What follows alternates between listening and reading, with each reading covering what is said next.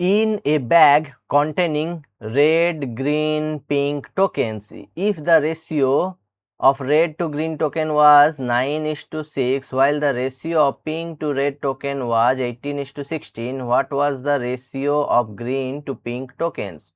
বলছে একটি ব্যাগে লাল, সবুজ আর গোলাপি টোকেন আছে, এতে লাল ও সবুজের টোকেনের অনুপাত লাল আর সবুজের বলে দিয়েছে 9:6, এবং গোলাপি ও লাল টোকেনের কত বলে দিয়েছে 18:16 বলে দিয়েছে। আমাদের বের করতে বলেছে গ্রিন আর পিঙ্কের, তাহলে এখানে green by red into red by pink. Green by red কত 6/9 ইন্টু রেড কত